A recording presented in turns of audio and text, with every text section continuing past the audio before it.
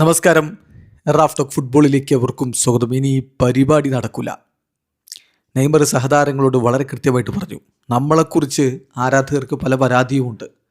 നമ്മളൊരു ടീം എന്ന രൂപത്തിൽ കളിക്കുന്നില്ല, ഗോൾ അടിച്ചാൽ പോലും ഒരുമിച്ച് ആഘോഷിക്കുന്നില്ല. ഈ പറയുന്നതിലൊക്കെ കുറേ സത്യമുണ്ട്. ഞാൻ വീഡിയോകളൊക്കെ കണ്ടു.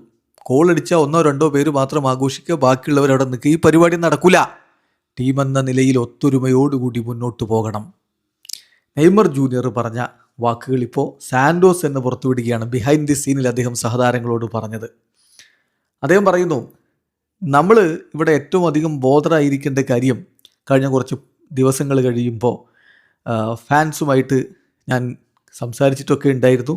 അതിൽ അവർ പറഞ്ഞിരിക്കുന്ന ഒരു കാര്യം, നമ്മളൊരു ടീം എന്ന പോലെയല്ല കാണപ്പെടുന്നതെന്നാണ്. അതാണ് നമ്മൾ ഏറ്റവും അധികം ബോധറാവേണ്ട കാര്യം.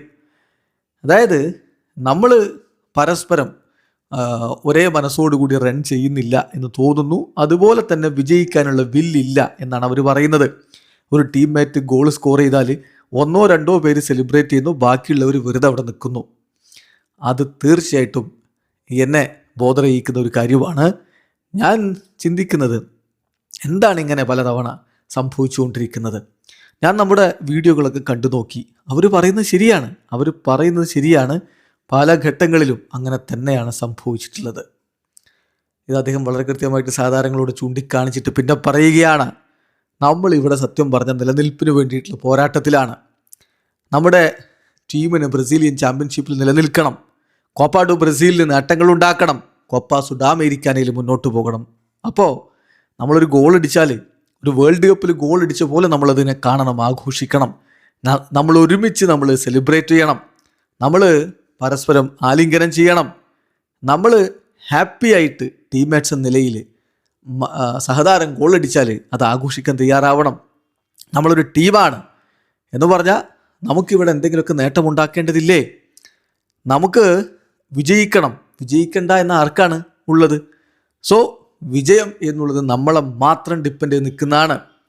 ഇപ്പോൾ പുറത്തു നിന്ന് ഒരാൾക്ക് നമ്മളെക്കുറിച്ച് ശരിക്കും പറയാൻ പറ്റില്ല. അവർക്ക് പറയാം നമ്മൾ മോശമായിട്ടാണ് കളിക്കുന്നത്, ഇതാണ് അതാണ് എന്നൊക്കെ പറയാം.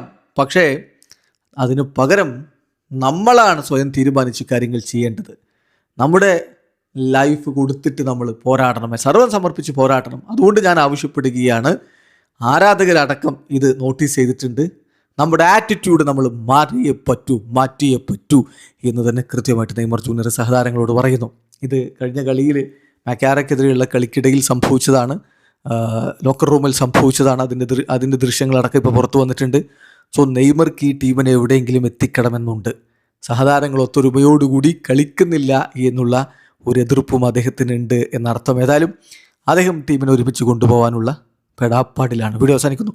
ഫുട്ബോൾ ലോകത്ത് കൂടുതൽ വിശേഷങ്ങളുമായി റാഫ് ടോക്സ് എത്താം.